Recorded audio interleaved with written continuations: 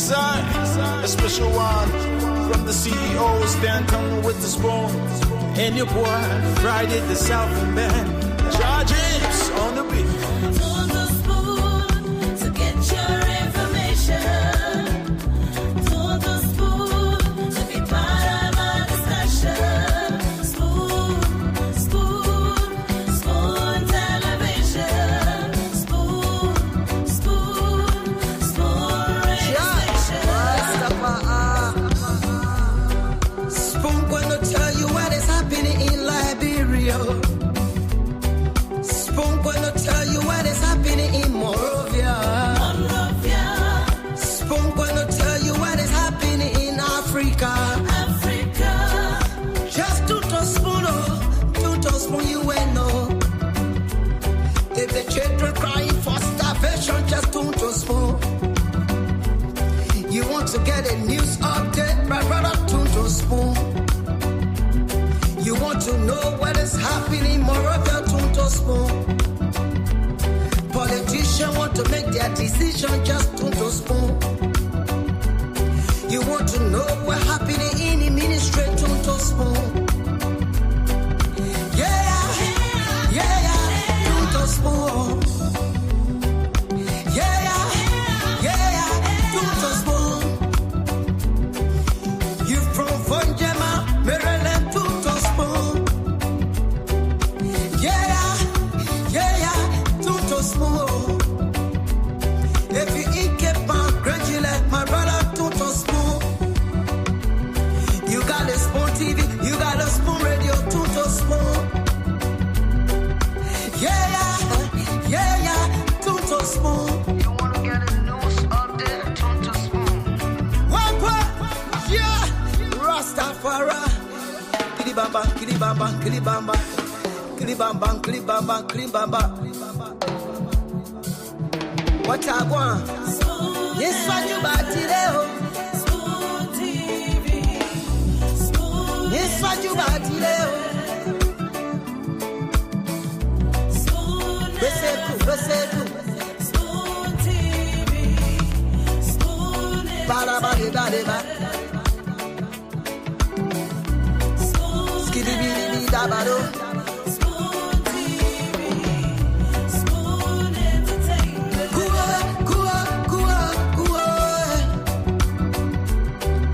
Beseku, kudileo. Kuwa, kudileo. On the spoon to get Yes, your what you want. information. Kuwa.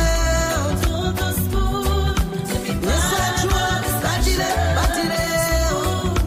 Spoon television. Yes, what you want. Batileo. Spoon radio station. Spoon television.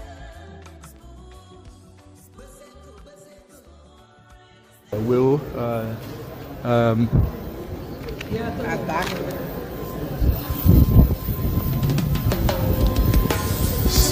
Yes, a special one from the CEO. so stay with us, Sylvester Chilofley, coming to you live on the Rabos International Airport in Magibi County, where His Excellency President Joseph Nyamabuakai is departing the country for Ghana.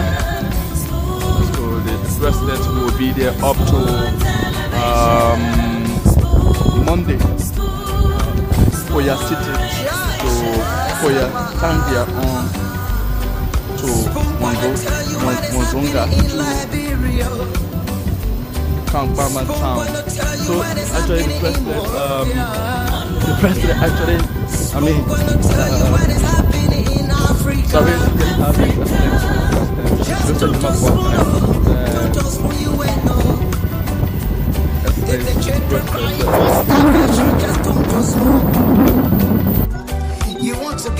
So the police have placed a buffer zone trying to move close to where the protesters are standing, and they've created a buffer zone right there. So the police is actually asking them to go further to leave the road. So that's why the police is going, asking them to leave the road, and this is the situation right here. So they're asking them to go across the road.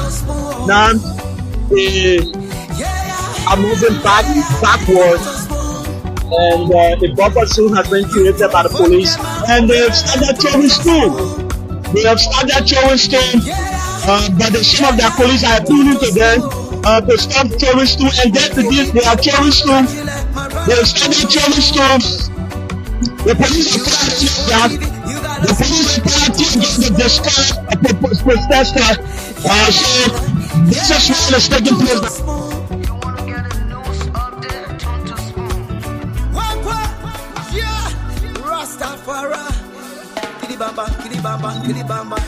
So the police have placed a buffer zone trying to move close to where the protesters are standing, and they've created a buffer zone right there. So the police is actually asking them to go further, to leave the road. So that's why the police is going, asking them to leave the road, and this is the situation right here. So they're asking them to go across the road. Now they are moving backward, and the buffer zone has been created by the police, and they have started throwing stone. They have started throwing stone, but some of their police are appealing to them to stop throwing stone, and then they are throwing stone. They have started throwing stones. The police are fired tear gas. The police are fired tear gas to discourage protesters. So this is what is taking place.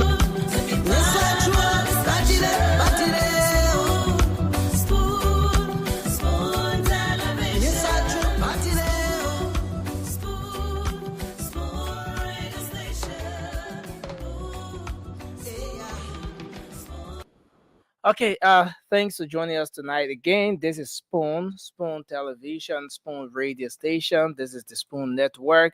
I'd like to welcome everyone tonight. Thanks for joining us on this edition of the program. This is the late night show, the late night politics on Spoon.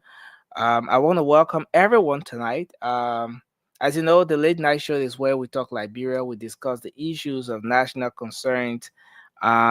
We bring you the updates. We provide you critical analysis on those different issues here from our diverse panel every night, and afford you the opportunity to have a say on those different issues of concern. And I'd like to welcome all of you tonight to the program, the late night show.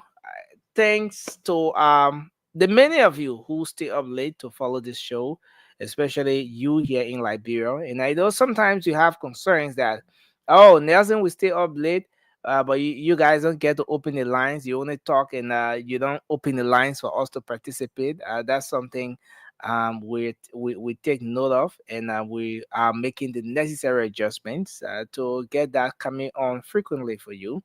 But I'd like to welcome everyone tonight. Is gradually the end of the year, and a lot have been happening across the country. As we always do, we bring you the updates, we provide you the information, and get the show going on. It's gonna be a great show tonight. It's not gonna be a long show. And let's hope we can make the most of the time we have on here. I want to recognize and welcome all of you who have already joined us in the comment section. Eric McGill, Hipko Kasi, William B. Morris, Samuel Gatet, Winona Saki, and Madam Marcia Snelling, and all of you joining us tonight. Please share the program as you come on. We appreciate if you were to share the show. Let's have a great engagement tonight. Last evening on the show, we started off the conversation. We discussed briefly on this issue of the fire outbreak across the country. Some of what's been happening with respect to the very operation, as far as the operations of the Liberia National Fire Service is concerned. Um, you know, the reoccurrence of fire outbreaks, especially the frequency. Now that we're in the dry season, and also considering the fact that about a year ago there were so many concerns, especially when we saw the fire outbreaks back to back across the country, lives being lost, properties being damaged, and a whole lot happening. And so tonight we're going to have Vincent Cooper on. He's a trained firefighter. He's been in this for years, worked with the Liberia National Fire Service, has lots of trainings in this. Yeah, he comes with some expertise in this particular issue, on this one. And we're going to speak to him briefly, start the show with him while I get the rest of the guys to come on. Vincent is going to join us briefly tonight as we expand on this conversation and later move on to other issues, other happenings across the country tonight. While he's setting his camera and all of that, let me go across and bring Vincent Cooper on. Mr. Cooper, welcome to the show. It's good to have you on tonight. Thank you, Nelson. You can hear me? I can hear you. It's just that you're a bit low, but and then your light, oh, your lighting is not okay. Okay, that from that end is good. Yeah, Eh, you have a good lighting from that end. So I'm sitting in my car right now. Like we just discussed, I was in a very noisy area. Yeah, And I'm in my car right now. I'm just I don't know. I apologize for the poor lighting. So yeah. and But good it's is good to have you on tonight. The last time we had you on the show was about a year ago. About a year ago, when we had this issue with the frequency of fire outbreaks across the country. And you came in. There was a lot we spoke about, giving your own knowledge, your training, and with respect to firefighting and all of that. And yes, after about a year, we found ourselves in this place, talking about so many fire outbreaks across the country again. Just today, I spoke briefly with one of the victims of a recent fire outbreak that was just last evening. And that victim went on to talk about the terrible condition that he and his family find themselves in right now at this point, that they were homeless. In fact, they didn't know where exactly they were going to sleep tonight. They are completely homeless, and they were asking, where do we go, especially in this case, Nelson? How do we handle this situation? Yeah, that's the extent to which uh, fire outbreaks get to destabilize things with most of the citizens across the country, especially when we have a country where the systems are not functional to a point where, in these kinds of emergencies, people can get the necessary attention. Uh, Organizations will move swiftly to address the issues that those people have. It becomes even more difficult, and that's why it's important for us to have this conversation tonight. So, welcome to the show. It's good to have you on.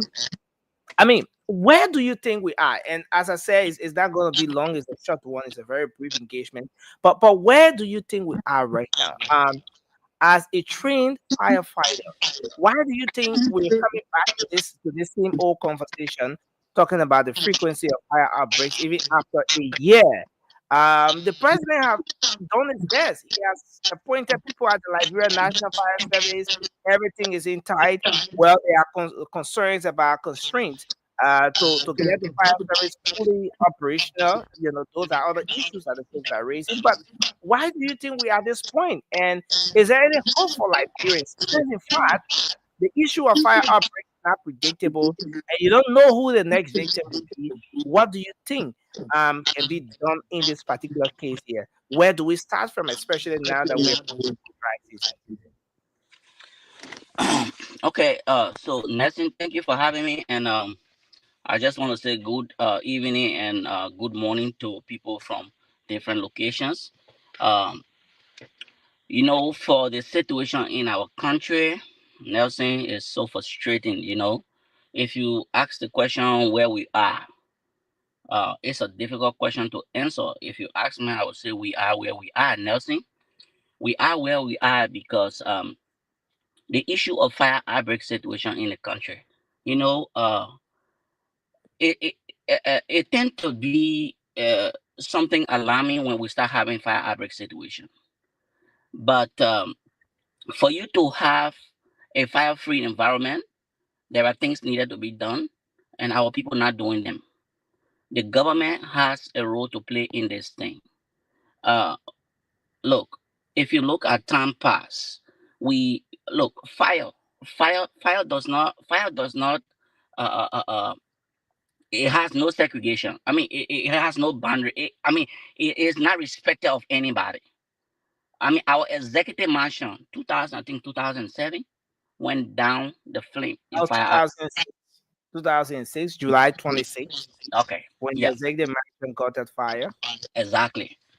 Few time passed, there was situation at the speaker, I don't know, former speaker, if I may say, or speaker of the house, Honorable Fonati Kofa. His house went down in fire outbreak. I can remember I fought fire at honorable I mean like honorable Edward Liberty, the former director of Legis. His house went down in flame. uh the former what you call it NSA boss on I mean in Sinker Fiamma area there went down in flame. There are a lot of people who their property going down in flame. The common people are bearing this situation. The upper class people are having this situation. When we have this situation, there was time ago, there was a tanker fire outbreak situation on the Banga Highway. A lot of people lost their lives. Right Mhm. in the center of Monrovia, we had a fire outbreak situation from a tanker that fell from over the bridge, I think on Front Street. Look, nothing. This situation will occur, and people will have to talk about it. But right after talking about it, they leave it. There was a situation I can remember in honorable uh district, is it district 15 or 16? 16. That is what a guy from Nikutan, his district at Uh, Beaumont's Beach. People lost their it's- lives. They went okay. on calling the fire service director to come and answer questions. I mean, is it only when we have a fire outbreak situation that is destroying people's lives or destroying people's properties before we come on to discuss fire safety issues? The issues are there. The issues are there. Nobody talking about it until you have a situation. I can But remember but such. and, and, and that's one of the reasons why I want us to have this big conversation. I mean, what exactly is the issue here? Is it with the government in general? As said, Maybe you want to start with executive. Is yes, it with the structure at the fire service? Is it as with the citizens of the country? Where exactly does the problem lie? Nelson, the problem is everywhere. Everybody having the problem. Look, the Liberia National Fire Service has a huge challenge, a Mhm. very huge challenge. And for it to be right, for them to function and their function reflect on the Liberian people, it has to be a full support from the government. If the government is not giving the support, I don't care what the Liberal National Fire Service do, they will not be able to achieve. The citizens need to also give the fire department the support they need to be able to do their work. Look, in our country, the people started building our country with no plan. All of the alleys are blocked. No way for access to be able to timely respond. Our street, no road network, and our street are contributing to a timely response for fire safety issues in our country. So, in the midst of all those challenges, right, the fire service has a major challenge that I mean is going to take them. I mean, technically planning to do the work and have a positive result. So, So Vincent, are we saying here that until we get to that point, welcome to the show, Anthony and Charles. Until we get to that point where um the alleys are open, till we get to that point where the city is playing well in all these different issues. Are we saying that until we get to that point, we're gonna keep watching our people lose their lives, all right, to all fire outbreak. right. Families going to lose their loved ones, relatives to fire outbreak in the country. What do So, we do to be ahead of this particular situation?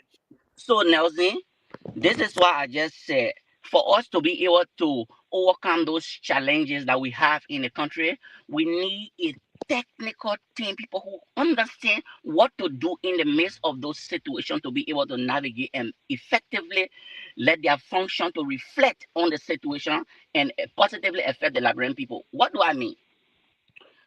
We over the period, Liberian National Fire Service have had struggles with leadership, and our government continue to appoint people at the level of the Liberia National Fire Service with no technical experience. Those people come with little technical knowledge on how to run the fire department. I said this times with a number that this is one of the major contributing factors to what's happening in Liberia. I agree. Even if you get married, for you to be able to overcome the situation in marriage, you must be somebody who understands, who's experienced, who's responsible. Because every part of life has problems. And those are just some of the situations with the problems in Liberia. Those problems are already there. But in the midst of the problem, we need to find a solution. And now for you to be able to find a solution to those problems, you need to be technically inclined to what's happening. All right? If you can't be, if you are not technically you inclined, the You, problems going to overwhelm you, and you're not you going to be able to navigate your way out.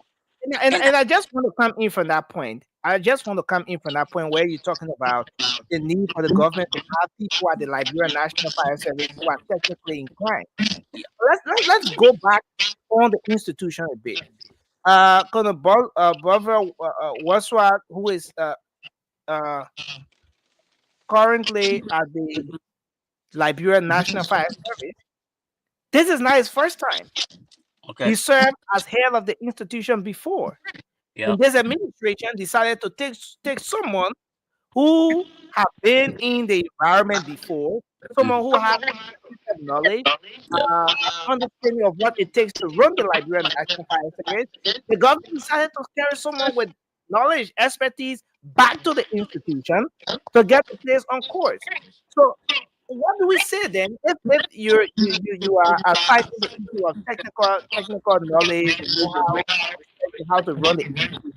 How about the fact that the institution now has a head who has been there for a very long time, and this is okay. the second time in that position? All right, Nelson. To just address the question you asked, um, let me say, uh, Director Buffer, Director Wadsworth Buffer is an administrator. The head of that institution, yes, can be an administrator. I Mm. agree. Uh, the deputy can be an administrator for administration, yes. But the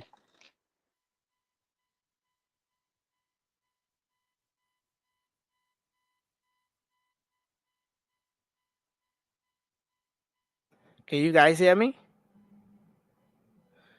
Uh, Charles and Anthony, can you guys hear me? Yeah, I can hear you. Okay. So I think the problem is the issue is with our guest. I guess Apparently he's getting the the call. fire service expert, you got fire service issue. Uh, I don't think it's a fire service call.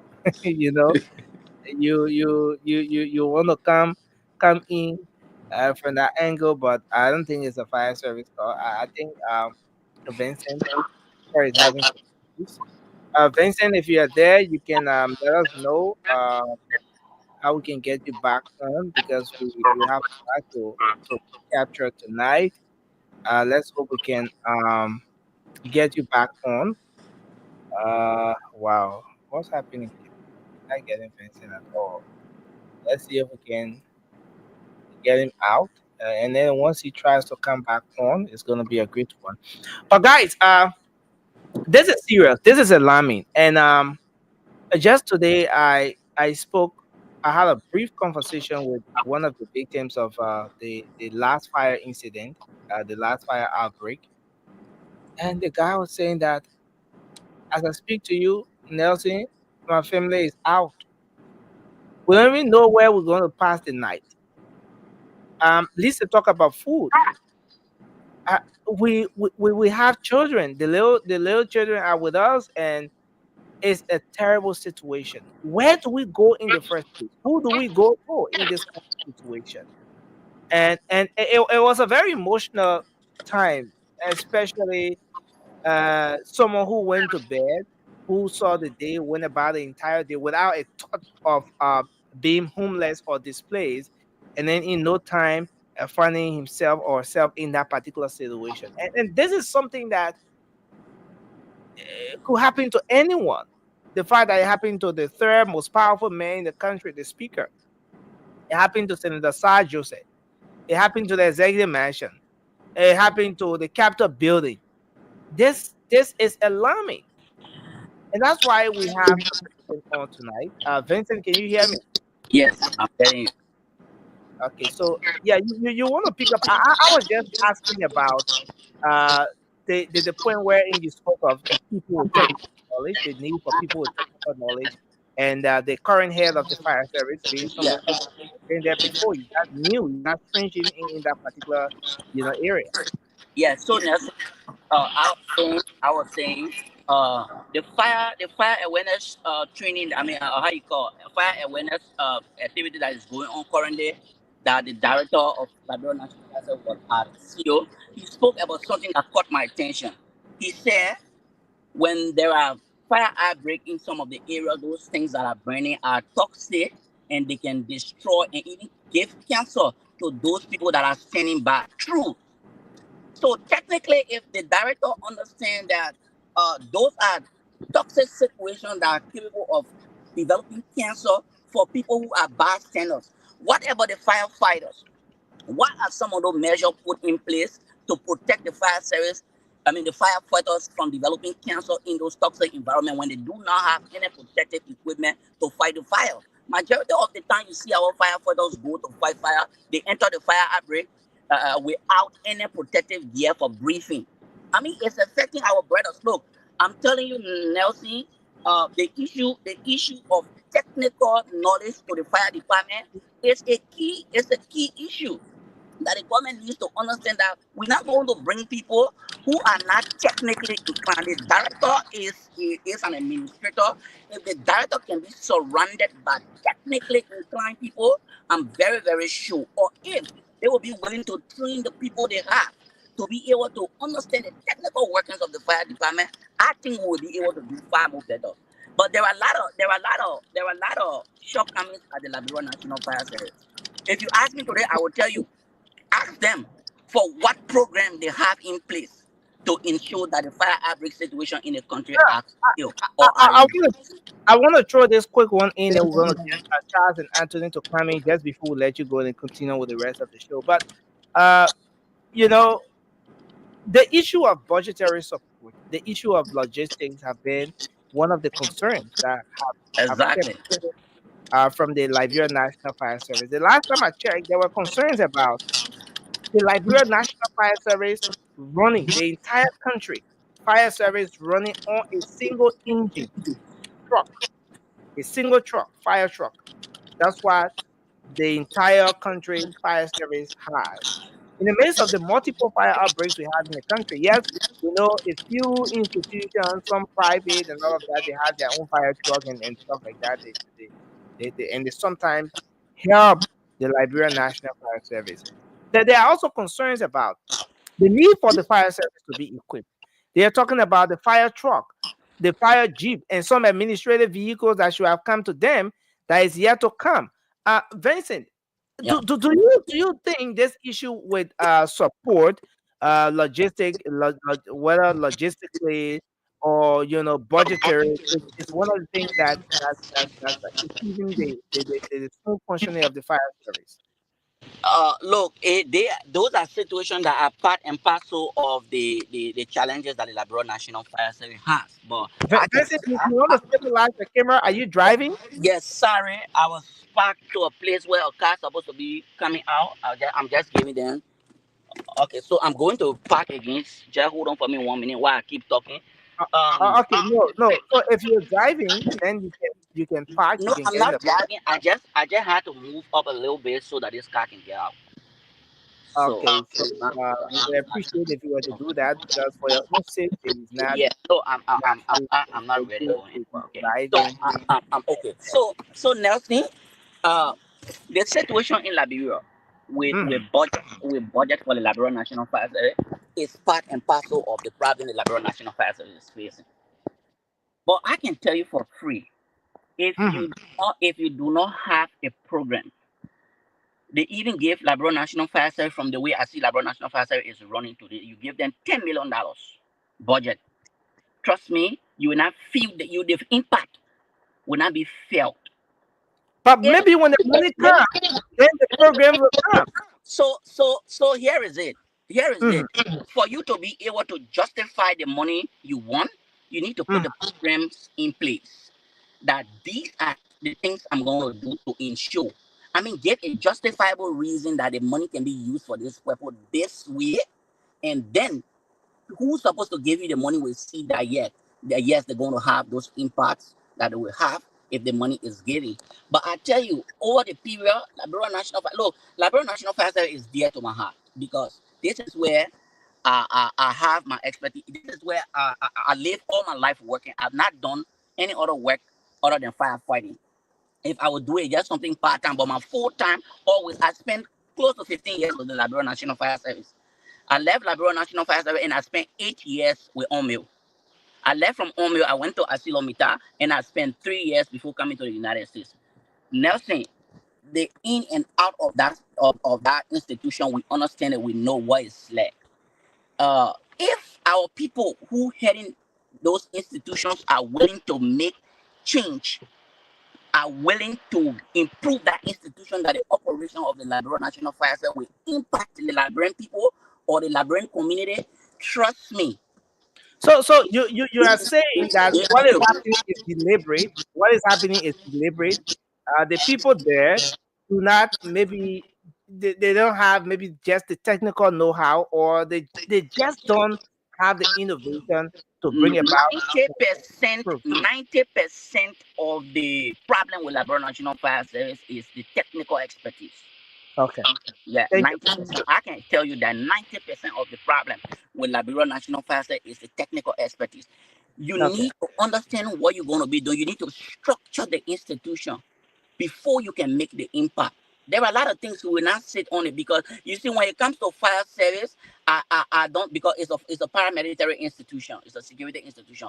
I don't like to be political about this thing. Whether I hate it, I like the previous government, I like this government, or I hated the previous, or I hate it, or I your hate camera is it. getting blurry. You want to remove Yes, whatever is. sorry. So when it comes to fire service, I don't like us to discuss it, especially fire safety issue in the country, to discuss it with politics. No politics. Let's be real and discuss the issue that is affecting the country when it comes to fire Thank you. outbreak. Because fire outbreak does not know party line. All right, I got nothing against anybody at the level of the Liberia National Fire Service. I don't see myself leaving where I am to even come and work for the Liberia National Fire Service right now because my activities are too much for Liberia National Fire Service to be able to handle. So I have to be here to handle them. But my point is, the fire service needs to be able to build people capacity to the point where they'll be able to take responsibility of the situation and find a way forward. That's my point I'm making. We got Thank some. you. I want We to got. hold you there. We okay. I want to hold you there and give Anthony, Charles, and the rest of the guys their time to ask the two questions each. Then we can let you go. Francis, welcome to the show, and Rudolph as well. It's good to see you guys on tonight. Anthony, if you're ready, you can go in and then we can take. You are muted, Anthony. Can you hear me Okay. now? So Yeah. much better. Am I audible? Yeah. You're live. Yeah. Good evening, everyone. Hey, Rudolph, long time. Francis, what's up? Thank you. And to the rest of the panelists, look, like the brother regular said, he's a professional in the field. From my technical background, I can tell you for a fact, you cannot be successful in anything if you don't have the requisite logistics and resources, training, in comparison with the rightful tool to get the job done.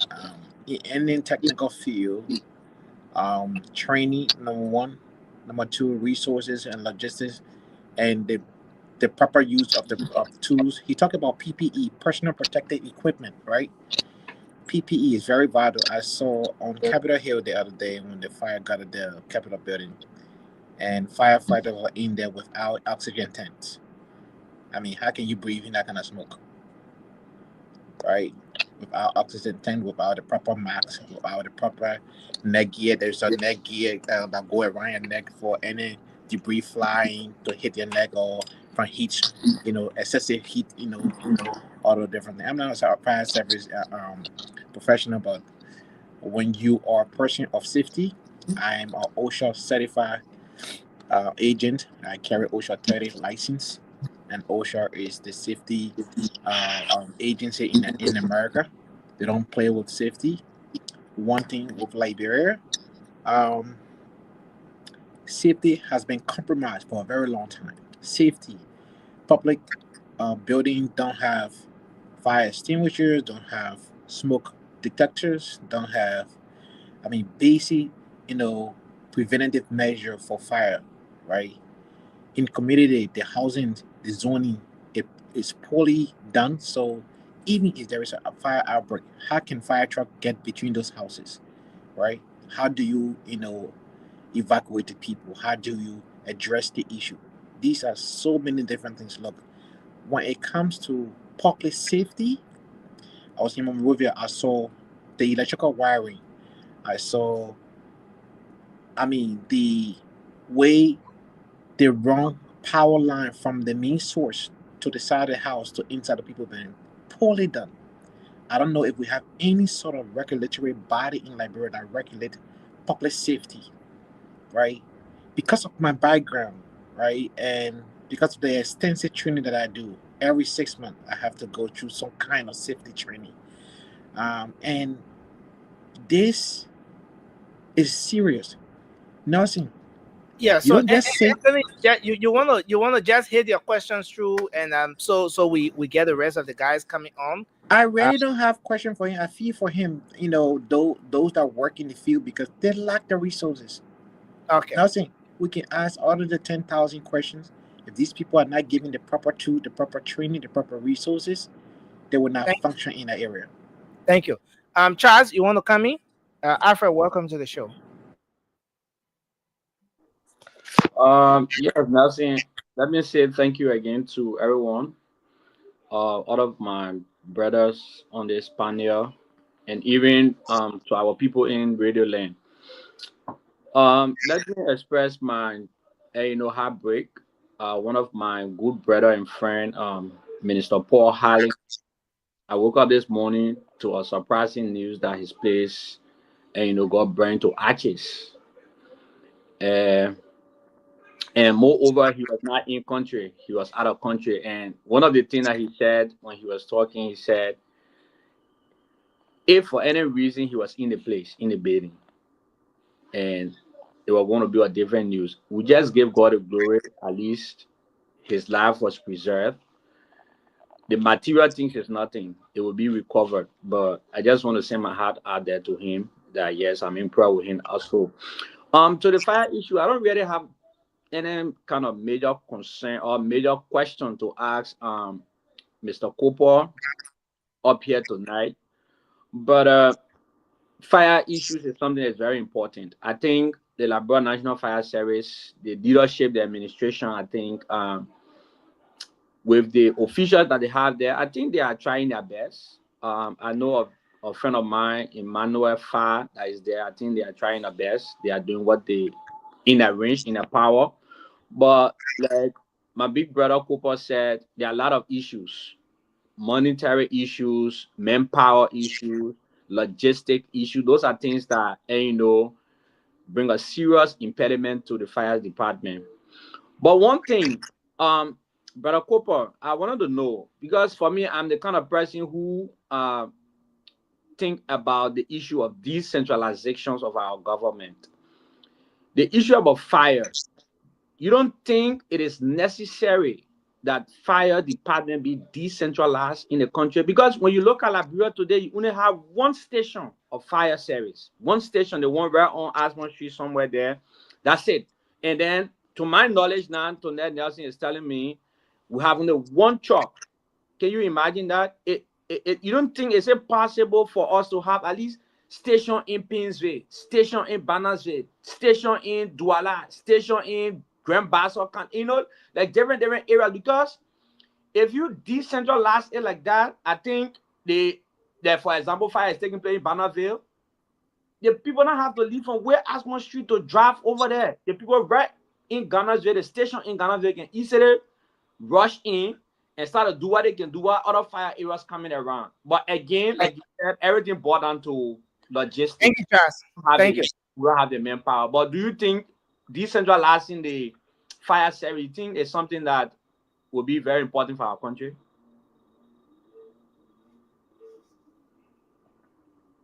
So Vincent, you, are you with us? Nelson, you want me to answer first? Okay, Yeah, yeah. go ahead. Go ahead. So my brother who just the issue of decentralization is important. Very, very is a key. Uh, Look, I tell you, Liberia National Fire Service has a station at Beaumont's Bridge. They has a station at Stephen Tower Estate. They has a station at Painesville. They has another station in on the EW highway around the former president's area. Look, it's a good thing to decentralize post fire station in the entire country. But if you have fire station in those part of the counties and you do not have a fire truck there to respond to fire outbreak situation, it's useless. Okay, it's like we've lost Vincent again. We just wanted to wrap up. It's like we've lost him. So I'm hoping that we can have him come back. If not, then we'll move on with okay, Vincent, can you hear me? Yeah. So I was saying, you getting me, Nelson? Yeah, go ahead. Yeah. So I was saying, decentralizing the fire department and having no fire trucks to those part of the country that you want to have fire station. I mean, it's of no use. It's of no use. Currently, Nelson just said we have only one truck functioning in the country, and that truck is parked on Ashmore Street. Look, I mean, a lot of things going on, man. A lot of things happening, but uh, the show is not for some of those things for us to see because it will sound like you are political, you know. No, But I'm, but listen, this is where we trying to express. Once it's in the interest of the country, we say it the way it is, yes. regardless of. So Nelson, this is why I said the fire department, the government has a role to play. The Mhm. fire department has a role to play. The people has a role to play. Everybody need to make their contribution to the success of this thing. Okay, Look, Liberia National Fire Service. Liberia National Fire Service own role they need to play. That's what they're doing right now. They're trying to, but they need to do far more than what they're doing right now. You're thank you. doing, you're doing fire safety awareness. All right, and you go to Hatai shop, you go to the communities, and it's not enough. I mean, that's part of the process, but it's not enough. You need to have programs. You need to have radio programs. You need to have TV programs. You need to go in the counties. There's fire teams set up But, all but, over but, the but, counties. but, Needs to be Vincent, don't you think actively this is where involved. the real issue is coming from? Because even the Liberia National Fire Service says they don't have the logistics, they don't have the budgetary support. Don't you think the very radio program is just a moment? I agree. I agree. Nothing. So I said the issue of technical input in this thing matters. Look, I got no interest to work with Liberia National Fire Service right now. Like I know, I mean, look, Liberia National Fire Service is one of the institutions that is very, very much low when it comes to salary for the workers. Let me tell you, they got people who down there, the higher money they make is 125. They got people down there at a certain point in time, I know they were making $85. All right. Currently, maybe because of the adjustment and stuff, maybe the lower would be 150 according to Minister Gafuan. It's a good thing, but I'm telling you, there are some people who serve as director over there. They're not even making 700. I mean, not director, but as senior officer level, they're not even making 500. I'm Thank telling you. you that I want to hold you there. I know about that. I know about Let's that institution so well. So I know what I'm talking about.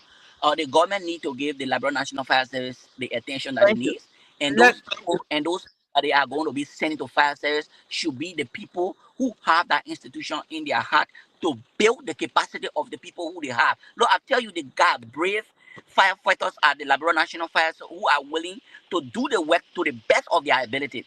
But one, they don't have the technical understanding. They might have some basic training, but that technical understanding, no, is not there. Two, the logistics they need to be able to give them that courage, that zeal to be able to do the work up to. It's like, look, there's a fire outbreak situation in the building. The first and foremost thing you need to do is something we call size up when the fire teams arrive.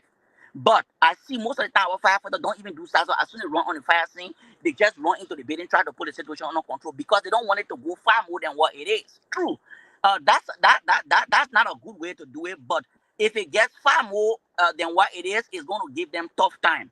Secondly, thank you. majority of the time our firefighters go to fight fire, bro. The guys do not do anything called scene preservation for any investigation. At the end of the day, majority of the fire outbreak situation in the country will be based on assumption from the report. And like I said it before, reasonable assumption that will be made to determine the fire outbreak, the cause of the fire outbreak. But it cannot be something substantial that you can look at. Our executive mansion got burned. They say it was fire, how they call it thing, electrical fault. Trust me, I don't know whether the fire report from the legislature is up right now, but if that legislature report come out, trust me, they will link it to electrical fault. And at the end of the day, that's just it. That's just it. Because if you can find what you need to determine what's the cause, because the fire scene is messed up. No scene preservation. Professionally, when a fire team go on a fire scene, they fight the fire, they preserve the scene for the investigators to come and do investigation. When investigators are doing their investigation, they're going to take prima facie, there are certain things they're going to take from the fire scene to determine the cause of the fire outbreak. Sometimes, if they're not too sure, they go forensic to determine the cause of that fire outbreak. But we do not have those situations in Liberia.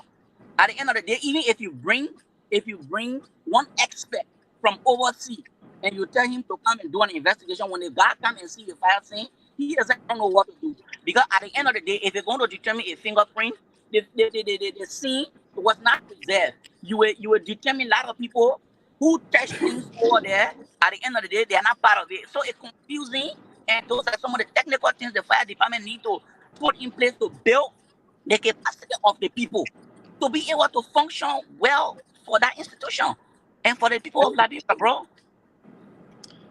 Nancy, I want, I have a question for the gentleman, if I may. no, no, but we pass you. Let's jot down your question. Let's take Francis because you All right. pass here. Yeah, Francis, go ahead. Yeah, guys, it's good to be here. But I was sitting and when I saw I listened to the conversation. Can we unmute, please? Yeah, go ahead. I listened to the conversation. Of course, I have to come on. Just the talk. I will soon be shaping whatever smoke alarm I have here. Thanks to our sister Marcia Snelling and some other folks who contributed. But I'm still, trying to collect some smoke alarm to send to Liberia. So just whoever get it. It is what it is at this point. But it's just so frustrating, right? You say put your mouth where your money is, or your money where your mouth is. Like our leaders clearly have shown us that they don't care for the ordinary people. Because anything that directly impact the lives of ordinary people, they do not throw money at it. You look at education, they do not put money there. You look at security, they do not put money in there. You look at healthcare, they do not put money there. You look at fire that has been ravaging the country for the last few years, they do not put money there. But they will budget for that cost every 3 years. They will pay them hundreds of thousands of dollars every year. And my brother Charles was talking about decentralization, which is good, but when he was breaking down decentralization, we're talking about pretty much Montserrat County. Yeah, But police, Francis, we're gonna have our show, but Vincent needs to go. yeah, We didn't intend to hold him long, so if you have a question, you can shoot no, your I don't question. have a question. I just want to make a quick comment and stuff because everything I was being redundant if I ask questions. But the thing that everybody need to understand is that the government, either they do not know what they are doing, not just this government, but all of the other ones, or they just wicked and don't care about ordinary people. Because a Thank whole country of over 5 point some million people got 5 fire trucks and only one can be working, and the one that working so not even got water in it. Thank So you. what is going on in the country? You know, I want to hold you there. Yeah, I want to hold you there. Let's bring Rudolph. Rudolph, you have a question? Actually, I don't have an actual question, but I mean, I would just buttress the brother a little bit. I mean, he spoke Okay, well. so yes, Rudolph, let's do this. For let's take question now. When the brother goes, we can do post analysis. I really don't want us to hold him Okay. because see he's in his car and he needs to go. Alfred, you have a question? My brother, I will sound redundant because the issue at hand is what we're talking about. You know, there's no infrastructure in the country. The country is down to zero. That way I will stop. Thank you. Okay. Um, Thanks a lot. So no questions so far. Vincent, you want? Oh, okay, yes. I have a So question on it. Anthony, yeah, Anthony, just shoot your question. Let's have Vincent respond, and I then he. oh yeah, Mr. Cooper, I want to say thank you for your service to the country. You spoke to something that I really been hammering on. That is the preservation of the scene. Just like you protect a crime scene when there is a criminal activity or violent act, it's the same way a fire scene as protected as well. Because do you think Liberia has the expert and the technical know-how how to investigate fire outbreak, or we still need to bring in expert to investigate our fire? So Anthony, that question, I would say, look, everything has the basis, right? At the level of the Liberia National Fire Service currently, we have people who are in the investigation department, even the chief of the investigation department is a hardworking guy. He's a smart guy. He understands what he's doing. Uh, he got some training in investigation, fire investigation, but I'm saying it's not enough. It's not enough, and the institution need to help to build him up. The institution need to go far more to make this guy who he ought to be, for the country to be able to boast of, having their own seasoned fire investigator. He's been doing extremely well. I must tell you the truth. I followed some of his fire investigation report. This guy is on top of his games. But with the challenges, he has been having situations with the challenges in the I'm telling you that if you bring an expert from overseas, the investigation is going to give them tough time because the issue of scene preservation is not done in all of. Look, when there's a fire outbreak in Liberia, our firefighters go to the fire scene, they fight the fire, and you see bystanders come in the process of helping them, and they just dismantle everything. People will be looting things, people hauling things, people doing all, at the same time the guys are fighting fire. In the US or in other developed countries around the world, when the fire department go to the fire scene, the first thing they barricade the fire scene. Nobody comes in, only the firefighter go to do their job. At the end of the day, after doing their job, the scene is still barricaded. It's a crime scene until the investigator come and do what they have to do. Then do some sort of cleanup. Whosoever supposed to do that before they declare the place accessible to people. But with the exception of that, nobody's supposed to attend. Nobody's supposed to go there. So it gave the investigator that leverage to be able to gather the information they want from the fire scene to determine the cause of the fire. And the reason why you see in our country, uh, uh, um, insurance are not even willing to insure properties for fire outbreak situation is because um look, the risks or having people properties going down in flame is high. It's high. So nobody, if the insurance company is a business entity, they're doing business to do profit. So nobody want to start insuring people properties at the end of the day. You got to be paying big money. In fact, if you make the insurance premium high, nobody going to come. If you make it low, and at the end of the day, there's small money you're going to get, you're going to be spending more money to renovate people property or to rebuild people property. At the end of the day, the insurance company is going to lose because the fire outbreak situation in the country is at a high level. It's at high risks. You see, so because of this situation, no, and at the end of the day, the measure you need to put in place to ensure that we Thank have you. these things set are not there. If they are there, it will reduce the cost of fire outbreak. Then you will not find a lot of fire outbreak situation and the means to determine actual fire costs, because sometimes people can burn their own property, which is called arson, to be able to get insurance claim. So if you have a proper investigation means and a real technical investigation team that can come up with the actual cost of fire outbreak situation, you can be brave to say, I'll insure your property, you know.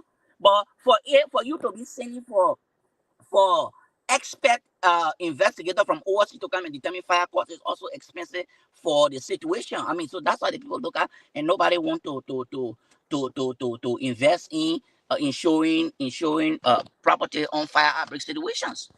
You know, so Well, I don't know if yeah, your question is answered, but yeah. those are So, the yeah, Anthony went off. But Vincent, we want to appreciate you, Mr. Cooper, for accepting to come online briefly. Though we intended to do this for just a few minutes, but we've gone pretty close to an hour. It says to what extent uh, this thing is important. But you want to just do your parting comment. okay. So Nelson, I'm sorry that I came out on a friend's birthday. I was, I couldn't stay out. He invited me just abruptly, so I had to come because he's a close friend to me. So I had to come back. I don't have much time to stay on the show to deliberate more on issues relating to fire outbreak situation in the country. But to be honest, our government need to do more. If we need, or if the government want for us to have a complete fire safety environment, trust me, there are things they need to do. There are a lot of things we can say here. Like I said, if you say it, somebody would think the other way around, and it might sound some other way. But the day the opportunity comes for us to sit down on the show, we will deliberate, we'll get involved with those situations for people to know. A lot of things happening. Even let me leave that. So what the No, government no, need go to there. You have to test that a bit. You can test that a bit. I mean, okay. So what I want to touch on is that the country is struggling right now. If the Liberia National Fire Service is supposed to be accrediting people to do fire safety business in the country, there should be people with technical understanding to help them do their job. Nobody should be telling you they want to use their influence because their interest is involved in something, and that you're talking about the people. fire extinguisher situation. Those are some of the issues. Those are some of the issues. And what's the essence? What's the essence of accrediting people to sell fire extinguisher in the country? Uh, uh, if they're only selling fire extinguisher and they're bringing nothing to the table.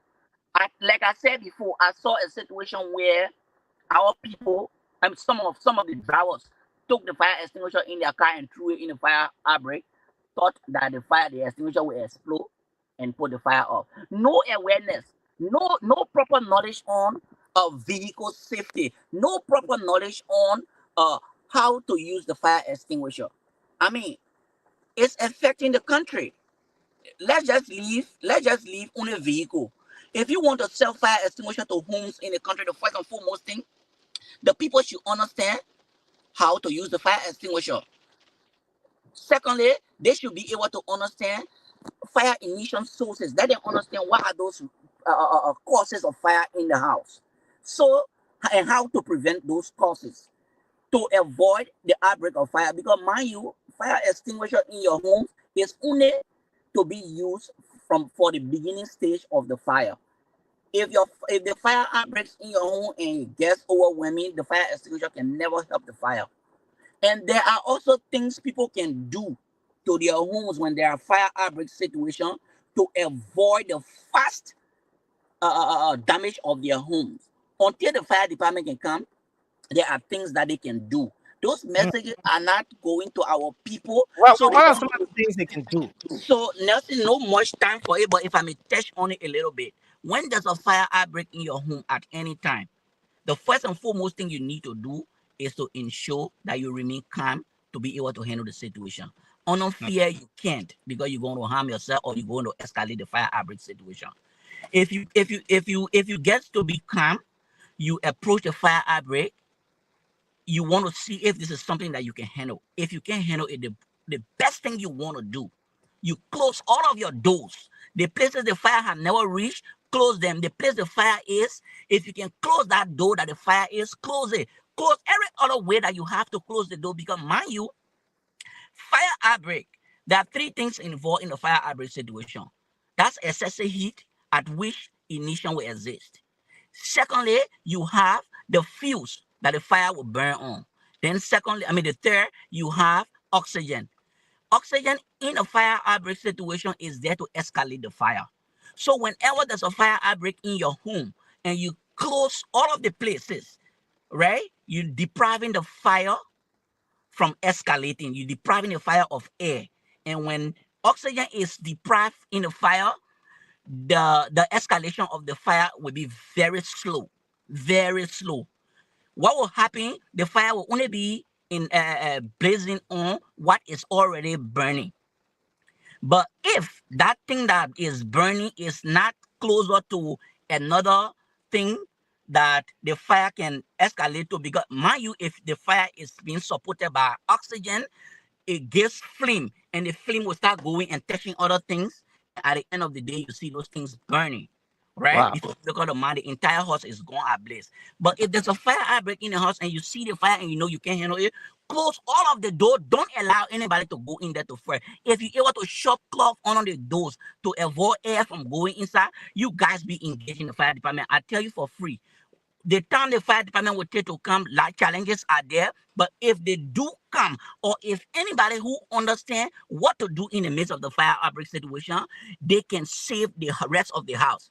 They will only what has already burned before the person intervention is what will be burned, but the Wow. person will save the rest of the house.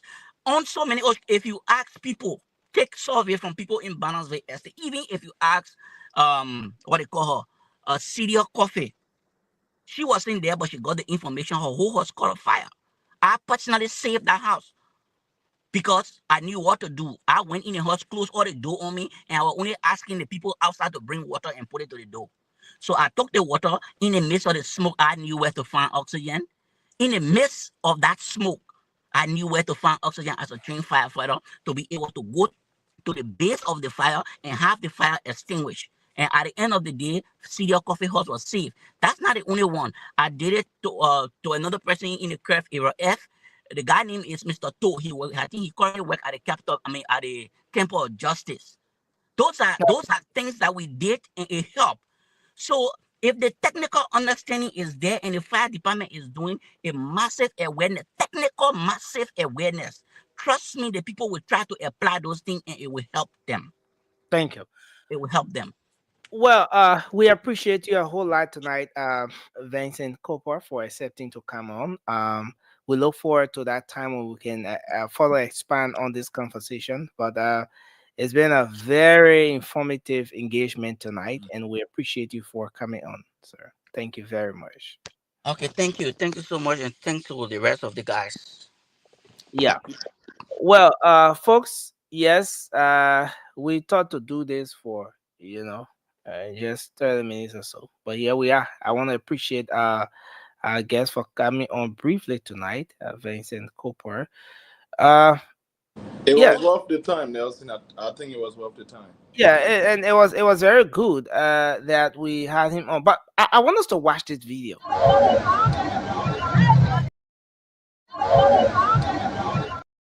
Fire outbreak.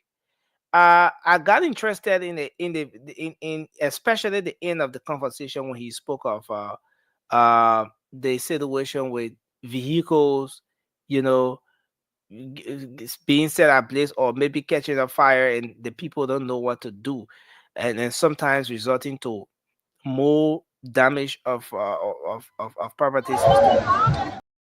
Situation happened in the red light area. I want you to watch a portion of this video.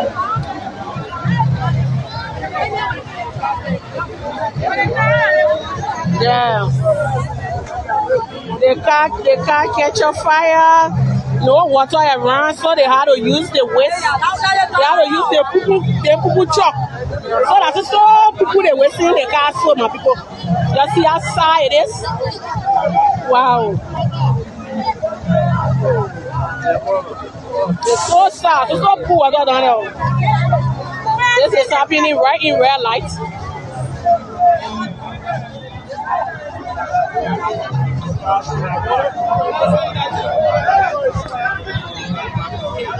This is sad. So sad. So a car catch a fire, there's fire outbreak, and the people using you know the poo truck. So apparently water. even the driver, yeah, poo water, let's put it that way. Apparently even the driver doesn't have a fire extinguisher, like the guest just said, doesn't have a fire extinguisher. I mean, this is just the reality. So this situation is so serious to the point where we're not just talking about homes, but properties, vehicles. I mean, let's do a post analysis on this. Let's take 1 minute across the table, starting with you, Francis. Yeah, nothing. When I saw that video a few days ago, I mean, I didn't have any feeling, like it's become normal that our country is pretty much in the hands of incompetent people. So our people will continue to suffer because of our leaders' incompetence. It's been, going on 24 years now since bullets stopped flying in our country. But the country was better when the bullets were flying, or after the bullets stopped flying after 1996 and stuff, than it has been now. Former President Sirleaf came to power to wipe out all of our debt. Then she built it up. George Raka built it up. President Parker built it up too with the debt. But we will not see anything. Everybody is still piling up in Monserrato County because the people have no vision. They think about building overpass, bridge. They pay right about. They about to build overpass. Do you know how much it will cost to build an overpass? That overpass, the money to build an overpass can pave some miles of road on the highway to get people to leave Monserrato and go to other counties. Because some of these fires that are happening, it's not just happening. It doesn't just get bigger because people are putting fire. No. The city is too congested. So when one house catch on fire, a whole community going. And why is it congested? Because all the hustle, all the want to people can do to take care of their family is in Monserrato. So if they open the country, people will spread out. People will go back to their villages, people will go back to their towns, people will go back to other counties, and the population will reduce in Monserrato. Monserrato is probably the 5th smallest county in the country, but it has is the most populated. Our leaders have no vision. No vision. That's why our people continue to suffer. So look at that boy. He's that fellow. He don't even know what to do. He taking poo and putting it in your car. Then now he'll go and he'll say he will clean the car, but then he will put people inside there. Other children are little toy and stuff will fall out of the car seat or pick up, put baby and maybe that pacifier fall out of the pick up, they put in that mall. Then they get sick. They say, oh, they wish the person child, but they'll forget that 2 months ago, that car that I drive right in, poo was inside. That made that go and clean the car some kind of way. And, this type of thing, all this, there's cause and effect for everything. For our leaders, they don't put they don't care for the people. Everybody put in their money that where it go in their belly to take care of their and their family. But the oil that what I tell my people there. 2029 coming, you can go back to your CDC, your Unity Party, your ANC there, and do your campaign thing. But right now, it's not time for party.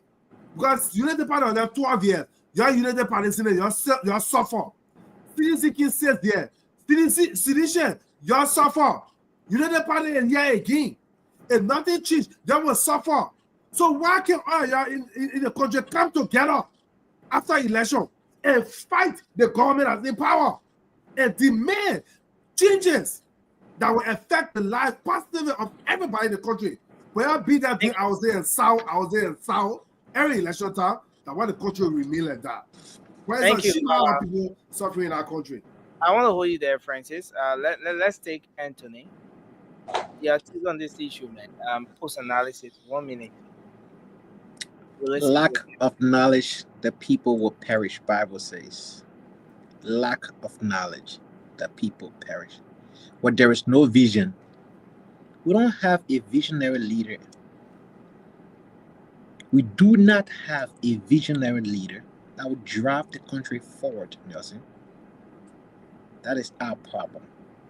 If we do, these are basic stuff. Even if you don't have fire extinguisher, the easy way to put out fire in a remote location where there is no fire extinguisher, you use water, green grass, green branches, and other stuff. If there is just sand and no water, you take the sand also, just the dry sand, and throw it on the fire. You don't take poo poo water. Common sense have left some people in Liberia. You can take dirt from the ground, just common dirt from the ground, and throw it on the fire to extinguish the fire. You don't need to take a waste from a tanker in an attempt to put out fire. Having a national television station, very important. Educate the national public on basic stuff. I disagree with my brother that Monrovia is too overcrowded as the reason why we're having this trouble. There's other city that population is too more than the population of Liberia. Monrovia, we got poor construction of housing. Again, poor construction of housing, poor zoning, and safety is compromised because everybody have iron bar to the houses. 20 seconds. So they don't have an exit route to exit the home. No smoke detector, no basic training, no information dissemination to the people. Public education of the safety matters, just prepping the people in the community. Those little things help. Everything not politics. Thank you. My ANC have yet to take on power. So when you're complaining about other political parties, do not mention the ANC because we have yet to lead the country. Nelson, one Yeah, second, please. I can understand. Anthony wants to find a way to draw the ANC into this conversation, but he got love. He You can't ain't make it. yeah, man. He would ANC, he would not make it. Nelson, Because we ain't discussing ANC yet tonight. No, we're not going the ANC way. Yeah, Nelson, I just knew one you would second come about in. the crowding of Monrovia. Yeah, The no, reason I said that, yeah. I mean, Uh, Francis, uh, when you talk again, I'm no, just it's Francis, not supposed to what Anthony reply. said. Because if yeah. you look, we No, do no, not have Francis, land space. let's do this. Let's do this, Go Francis. ahead. We have the other folks here who are yet to make a point. You can just jot down your point, and then maybe on the next time you can include that. But let's take Alfred. Go ahead. Good evening to our people in Radio Land. Good evening to our people on social media. We want to say welcome. This is the late night show. Um, and Nelson, thank you for having me again. I'd like to join my fellow compatriots and fellow panelists on the show to say that we don't have visionary leaders in our country. That's why the country continues to retrogress. Instead of moving forward, we continue to go backward. The war in Liberia ended since 2003, August 2nd. The last bullet was shot August 2nd, and that was it. Since then, we have not had a visionary leader in terms of moving the country in a direction where that we can all appreciate. Look at the country when it comes to zoning. But when you talk it, the only good thing we know how to do in Liberia is politics. We talk a lot and we don't do, I want to say the other one. We don't do anything. That's what happening to this country. If we have people that really love this country and have vision to see the country to be proud of it, We will not be talking about, somebody using, I mean, human waste to extinguish fire. That particular land, there would have been a fire hydrant right there where they can just go and open and use the water and extinguish the fire that was burning that car. The last time I checked, one of our leaders said we are all related. So those that do wrong, we can't do nothing to them because we are all related. Because when you get one person, the other person will come and say, "Oh, we are sorry, so let's do it their way." One of our leaders were being questioned on Al Jazeera about corruption in the country. The only thing she had to say that our culture in the country is so deep that you have to understand a Liberian way of life before you can know what to do in the country. Corruption in the country that is getting that country nursing. Every fabric of our society, we just have one of our brothers there who are complaining about building a viable institution like the fire service that will be serviceable to the Liberian people. All our whole budget is just surrounding around salary, salary, salary. When will we have a leader that will say this budget that we're building in the next 10 to 20 years, this is what we envision and this is where we'll be going? Whether it is road, whether they are tackling road, or whether they are talking about structural investment. Look at the country. Look at the highway nursing. Right now, the highway is the gold dust area that going to the airport. Everybody want to build on the highway because that area is a flat land and it's easy to build. Go there and see what's going on there. Government is not even regulating how people build houses over there. People are building any way they want. The houses are just so scattered. They're not in order, nothing in order. At the end of the day, after 20 years from now, Rafi Highway will be just like Morovia.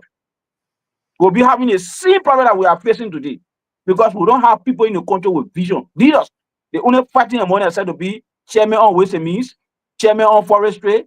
That's the only thing they're fighting for. At the end of the day, so they can go and get kickbacks from those concessionaires that will come in the country for investment. That's all they want. Right now, look at the horse. It's in disarray. We have two speakers with one DJ with two soundbars sitting right there. Thank you very much. Let's hold you there and take Rudolph. Rudolph, go ahead. Let's hear you. Yes, Nelson. So You listen to the guests, your post analysis, and yeah. so with that, Nelson, the fire service. So So Labrador, Francis, you can take over. You can take over for a while. Let me make some adjustments. Yeah. Labrador National Fire Service for me, I think is one of the most, I would like to say, abandoned entity or department, and it is evident even on Google when you just go and Google Labrador Fire Service, you will see that there is no website. They don't even have a website. So that is to tell you to what extent is not. I mean, is like it has been rendered unserious pretty much because you will need a website for the people to go. I mean, we just talk about awareness.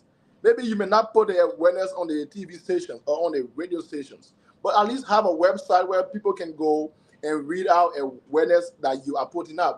But we don't have that. We don't have logistics.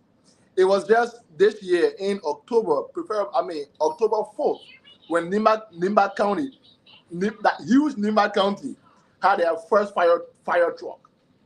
And it was not even given by government. It was given by a businessman, Floyd Thomas, on October 4th of this year. That is to tell you how backward we are as a country in this dispensation. A big county like Nimba has only one fire truck. I mean, when it comes down, so talking about the issue about the car that was burning, you guys are right when you say we need leadership and stuff like that, because I do believe that nothing happens in the absence of good leadership. But let's also focus on the people. I mean, like, our mindset have to change, guys. When I watched that video, I watched it on Instagram on one of the most followed blogs. And they posted it to make comedy. The caption was, "This is an example of Denver can call on fire," so people can laugh. My thought was, what if someone from a different country sees this and read this? What would they think about us as Liberian people? Thank you, Rana. What would they think about us? This, I mean, if you watch the video, the guy who was even taking the waste, he was not even wearing any PPE, no glove, nothing. He just went grab it and dump it. Thank you. His life is at risk only because of a car that's not even worth $2,000. I mean, we need to change our mindset, people. Thank you. All right, yeah. So let while we're on Nelson, let's maybe take another 30 seconds each to go around. No, let's take Charles. Charles hasn't spoken on the issue. So Charles, all right. Sorry, Charles. Go ahead, brother. So I think every one of us spoke well when it comes to the fire issue. But again, like I said previously, I think it was a couple of shows ago, and I was on the panel here, and I said it clear that our constitution is the problem. Our constitution is the problem. And watching that video, it just brings sorrow to my heart. It just brings pain to my heart. Because why our people should be suffering in this manner? Why? There's no reason.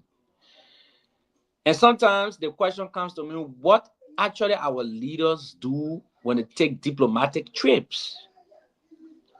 When they take diplomatic trips, what really they do? What the conversation? What they discuss with other people? What really going on behind the scene that we don't know as the masses? What actually happening? I remember President Boaga came to my state, Rhode Island. The Senator Jack Reeves, we got him. In fact, Jack Reeves said he partly Liberian now.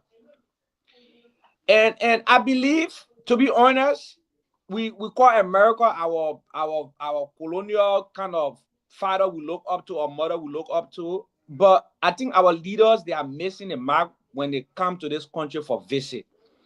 Some of these things that they need to act that right. Look, this little state that in Rhode Island, I tell you, there are a lot of abandoned fire trucks that they just park somewhere, they don't use again. And all of these, not just Rhode Island, all of these states, they have trucks that the people use for certain time and they just put aside or they donate it. What our leaders are doing. Can you write a proposal to Rhode Island, to Minnesota, different states, and ask them for this kind of equipment, for these things that they can help our country? I think by doing that, definitely we're going to get a result. But again, it's sad to see our country is going through what they're going through. 30 seconds. The other time I was asking somebody, I said, what is so hard for our government to put all kids that are going to school from ABC, K2, K1, whatever grade, up to 12 reporting on health insurance? What will it cost this government to do that? What will it cost our government to do that? It's nothing to do. There are other people that are doing it. Our health sector is damaged. Our fire service area is messed up. The government as a whole is deplorable. The Constitution needs to be visited. This Constitution is our serious problem because the Constitution put money in the wrong people's pocket. Thank you. Thank you. All right. So while we're on Nelson, we'll go back around. If anybody got more to say. Yeah, I want to push back on what Gunga just said, man. Gunga, what you said, a healthcare service is easy to do. No, I'm saying guys, hold on 1 second. We're not going to do question and answer because I'll just disrupt the whole thing. If you have a comment to make, you make a comment. He tried to ask a question. Understand something the man said. Yeah, but I just don't. When Nelson come back, where he has the control of the pause and thing. So Anthony, if you got comment to make, go ahead. Is a disruptor. Anthony is a disruptor. The guy wants to. But this is serious, guys. At the end of the day, it's about the lives of the ordinary people. And again, I will say this again. It was very emotional for me. Just having that conversation. I didn't see this person I was talking to. I didn't see whether a young male or whoever. I didn't see the person, but just the conversation. The voice is still fresh in my ears, and I could create the mental picture of everything he was talking about. He said, Nelson, as I speak, my family, we are outside. We have kids. Our home got a fire last night. We lost everything in the fire. We could not get out of the fire with a pin. The good thing is that we're alive. We have no idea where we're going to pass the night. And even as I sit behind this microphone now, I mean, I can imagine what they're going through.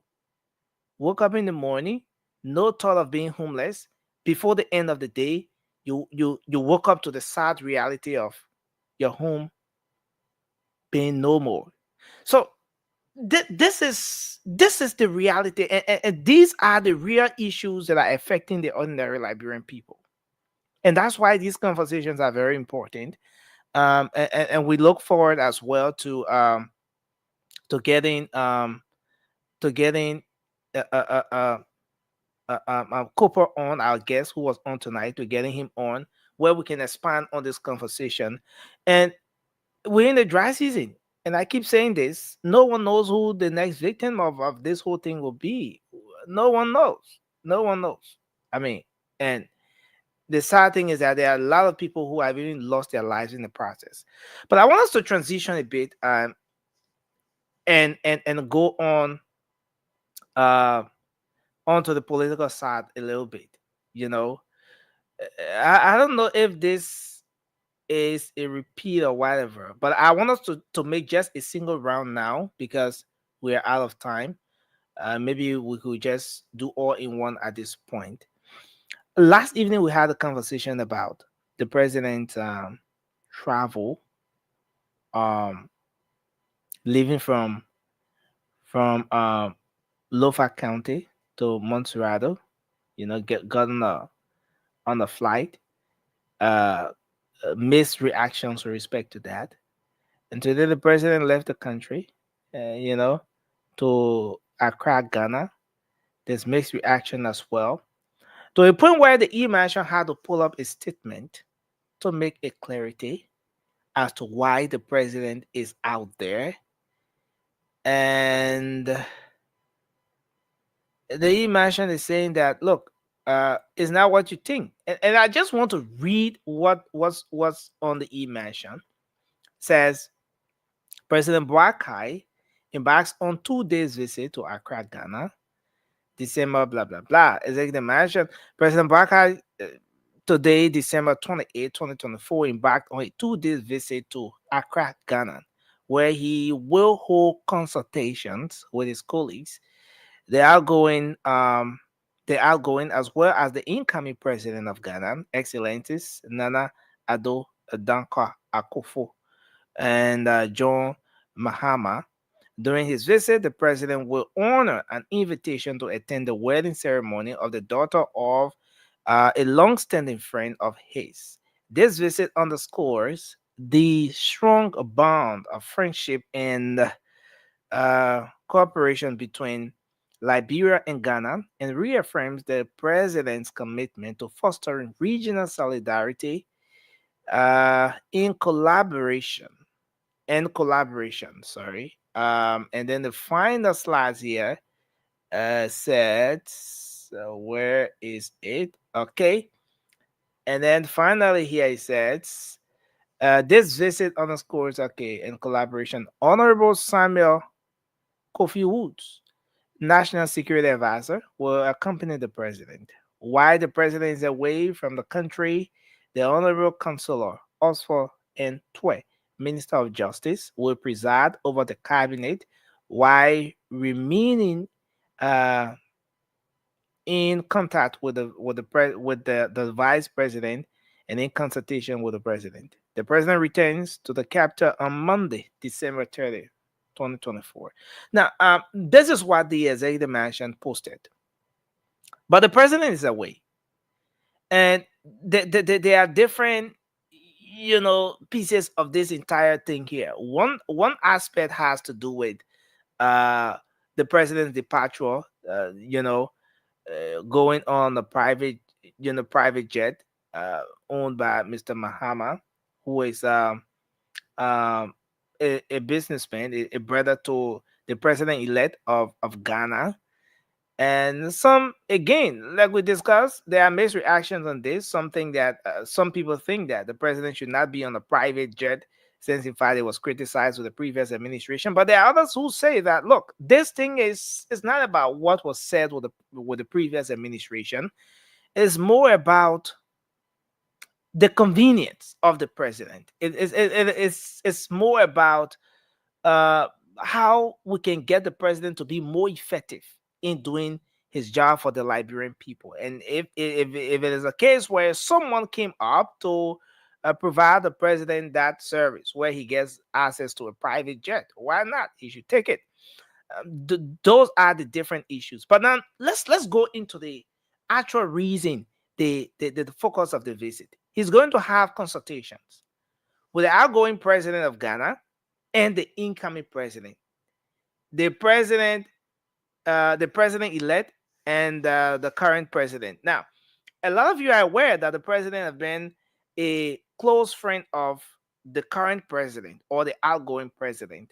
You know, even during the election 2017, the outgoing president now made some very sensitive comments in the country when he said Liberians, you should vote people of my caliber, and other people twisted and made their own analysis of that statement, saying that okay, so the Ghanaian president was saying you should vote Baka, not George Weah, because Baka is of his caliber and all of that. But he's been a very close friend to the president, and that's why he's been, and he's going out. Is it fair enough that the president form part of everything that's happening with Ghana now?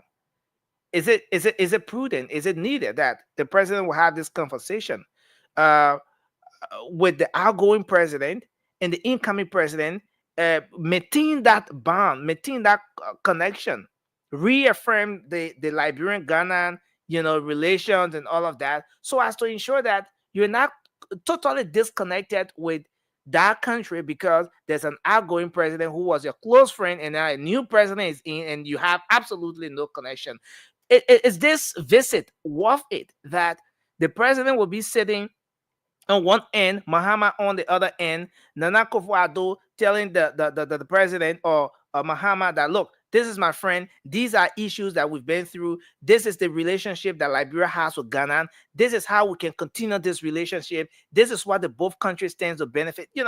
Is this visit worth it? Maybe the flight thing could be the triviality associated with this thing, but the visit itself, is it something that's prudent at this time? I want us to make a round on this, maybe 1 minute across the table. Francis, go ahead. Yeah, before I even touch on that, I want to clarify one point we made earlier in the show when I talk about Montserrat being overcrowded and folks want to talk about, it's zoning and planning. That's a factor. But we do not have enough land space to build, even if public will want to enforce the zoning regulation for the number of people that are in Montserrat. When I went by the library in 2022, I went Camp Johnson Road, the yard that I grew up in. The septic tank that was not used before, was to sit on top of that septic tank and play checker, Ludo. That became somebody's room. The generator room that was on the other side, westwise the table behind the other house, it became somebody's room. So I'm just saying, we don't have enough space for all the people that want to migrate to Montserrat because of opportunity to take care of themselves and their family. Zoning is important, but the space is also important too. But look at the president travel. Yes, politics play in the election about George Weah flying private jet. And also for George Weah, I think it's probably because he had his own part, like his private taxi that he could just get in and leave. President Braga traveling, playing that park at the airport waiting for him when he's sitting in Liberia for 2 weeks or a month. When he has a trip, he get a plane and he travel.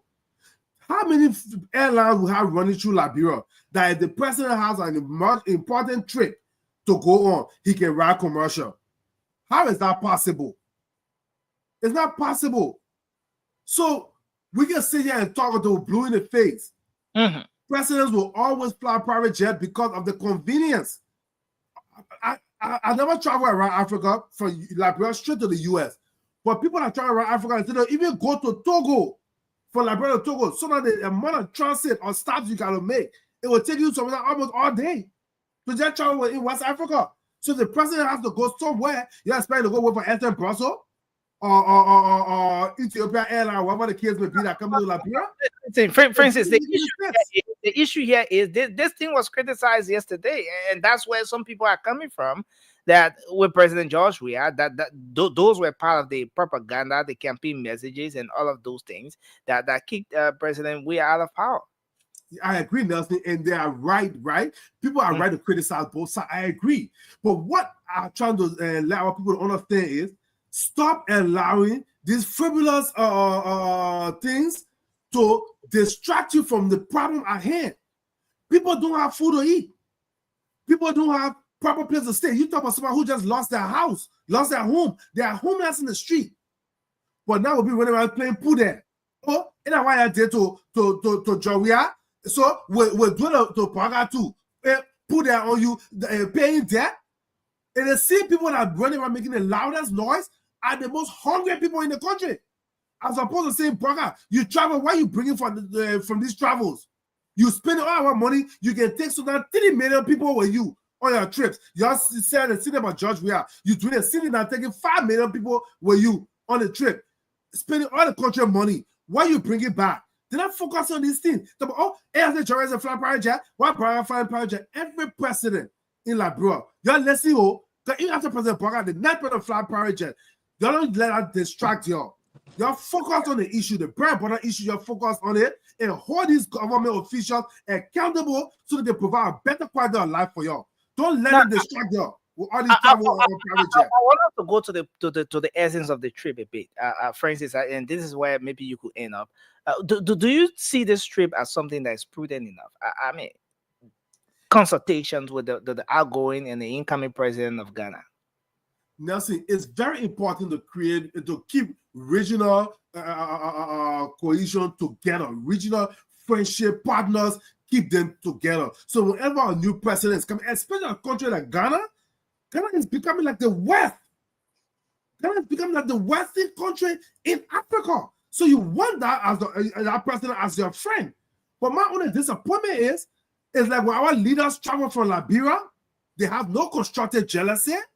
They go to see other countries that were worse off. I remember when we used to vote people that are on Bujumbura camp refugee, when you used to send $100 in Ghana, you say Ghana must go. You put all the CD, Ghana CD in that bed because the people currency was so deep value, so undervalued, right? But now you sell money like Liberia, Ghana must go down together in liberty. But Ghana is light years ahead of Liberia. So President Park go to Ghana to maybe talk to the new president. That's good. But what is he going to bring back? Is he going to see the development Ghana and come out and be jealous? Have constructive jealousy and say my country can do better. Let me do something for my people. No, he will take 10 million people there, and then he'll come out again. Then the next trip, he got people to take to another place again, but nothing will see. I want to hold you there. Thanks a lot, Francis. Nelson, can I go next so I can leave? So it's good to have you on. Rudolph, let's take you. Go ahead. Yeah. So Nelson, I would say it's very prudent for the president to make visits around the sub-region so that he can tighten up our friendship with our partners. But then the issue with the private jet, right? You see, if people are only criticizing this because we criticized it during George Weah time, then I would say their argument is flimsy. I mean, it holds no base. Because here it is. Some of us criticize Mr. Weah because, I mean, we criticize him based on our conviction. My conviction informs me that no president of a country like Liberia is supposed to fly private jet. And Nelson, who has the private jet? A businessman, right? You know, in Econ, we learned that there is no free lunch. Same thing as politics. There is no friendship. It's just interest. So then one may ask the question, why is this man giving President Bouakai a private jet every time to go in and out and to travel around West Africa or around Africa. Why is he doing it? Is it just because he loves Liberia? Is it just because he loved President Bouakai? Is it because he loved Jeremiah Kuhn? No. Something is in it for him. This man is dealing in gold and other natural resources. So what is he getting from Liberia? That is the question.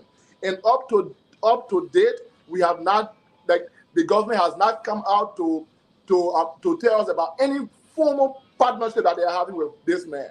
So it becomes worrisome.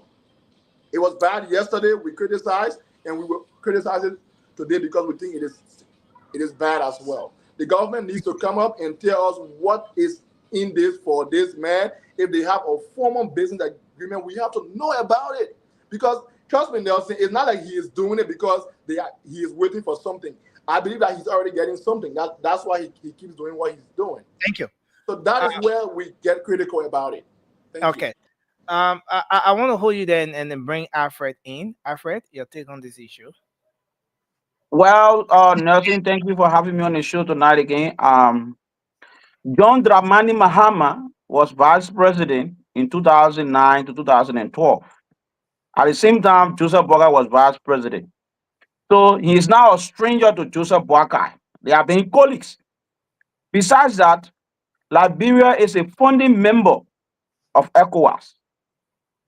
And being a founding member and also that country that would have fought to make to ensure that Ghana had its independence, it's just prudent enough for the president to be in Ghana to see this, to have this kind of consultation as it relates to the two countries, especially so when we are talking about the African solidarity, where we are almost talking about, visa free on the continent, where we are talking about, that we can have one passport as a continent. So these kinds of engagement are good. Unfortunately, for me, I think the other side that come from the executive mansion, I don't think they needed to put that in there to talk about the president going to go and sit by somebody getting married to put in the information. I think the guys are going out of hand. Just stick to the diplomatic aspect of the communication and forget about what happened behind the scene. You already told that the president going to No, no, Ghana no, no, no, no, no, Alfred, you have been the same man on the show. The way you have become critical over the time, Anthony has won you over. You will be the same man on the show to come by and say, "Oh, the man say he going to have consultation," but later we see him on camera saying that to somebody's wedding. I mean, perhaps nothing. he mentioned we're looking at that aspect as well. Nothing. These people are sitting behind the president over sometimes they can overthink because they criticize too much the propaganda, the United Party propaganda was so strong enough that they were able to win an election. So now that they are in seat, they're trying to make sure that they can put all the puzzle together so nobody will have any kind of a loophole to question their credibility or integrity. But this thing like government will run it. All right. Let me talk it the simple way. Our people. Joseph Boakai need to go to Ghana to sit down with his brother so that they can talk. Because they may remember the last time they may get generator to the airport. I know you're not forget. They They see mentioned mayor. Texas police Hold cars. on. They see mayor get generator to the airport. When Joseph Boakai became president, he said, "You come here, Joseph Boakai." Let me just end on this one. His daughter getting married, he invite Joseph Boakai go there. Maybe tomorrow again, they may come back again. It's okay, we'll give you because the last time you get a police 20 cars, you will come back against Joseph. I mean, all the happy in the area, okay, he's small thing. That man a billionaire, he got money. Our country not get money, we say our country not get money, we poor. So we need our president outside there to be happy to bring some things back to the country. Thank you. Thank you.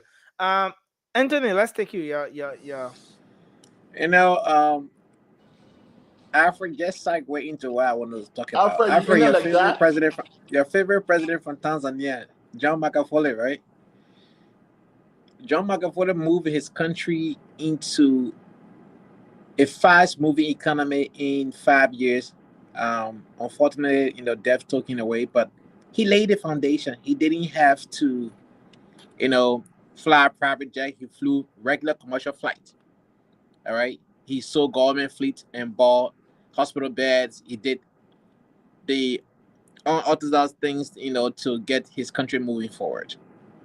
This president loved what we call quid pro quo, right?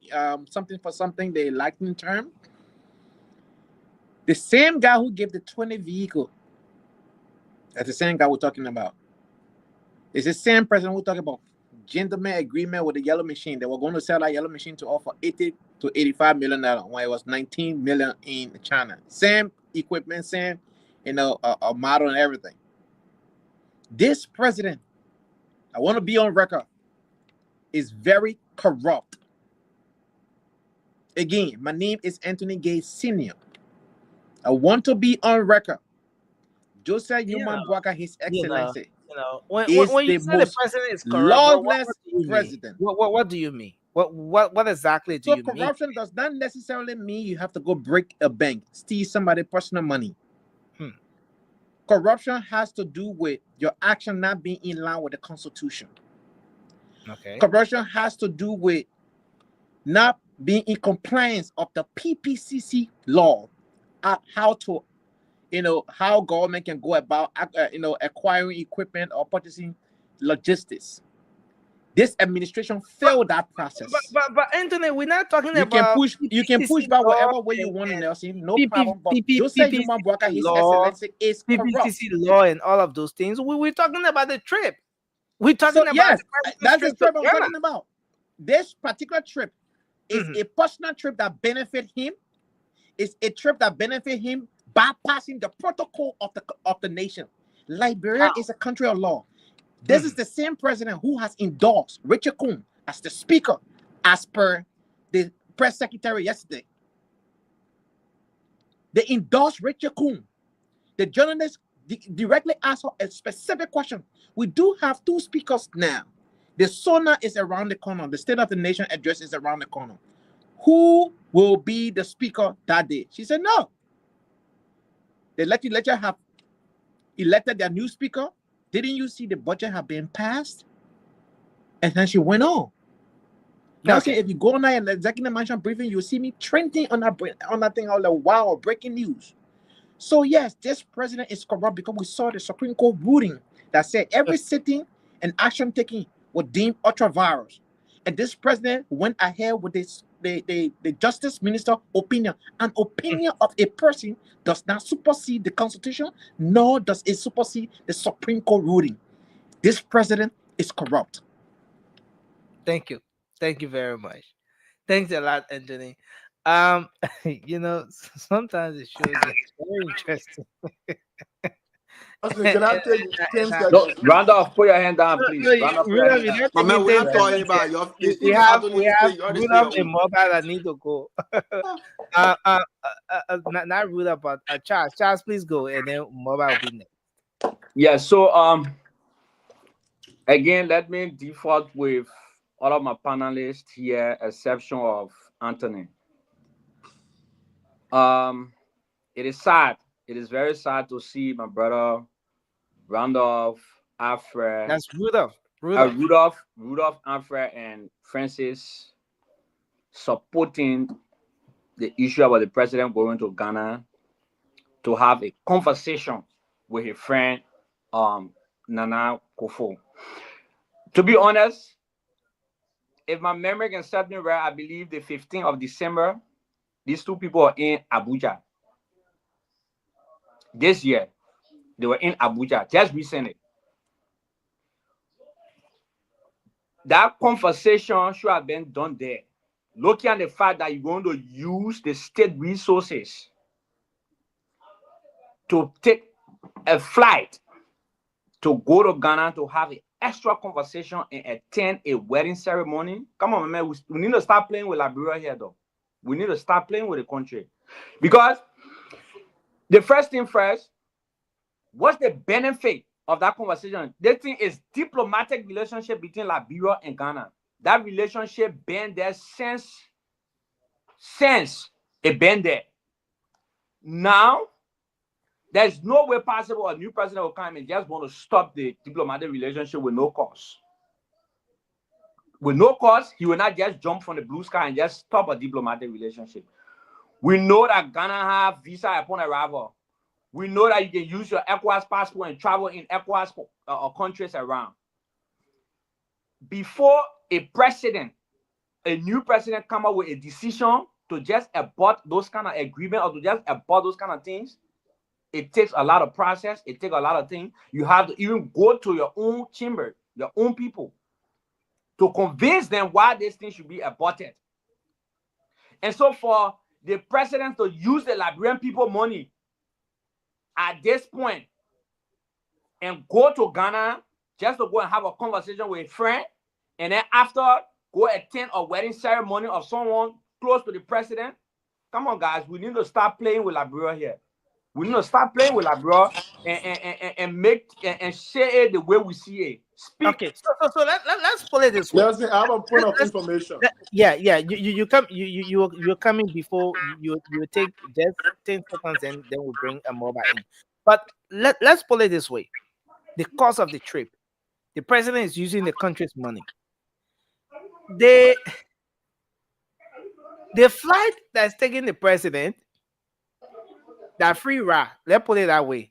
They give the president ride. Nothing. There's no way possible. There is no way possible. Nothing. Wait. There is no way I didn't possible. interrupt you. Let me lay my thoughts. Nothing. There's no way. No, don't start with that. Sir. Don't start with that.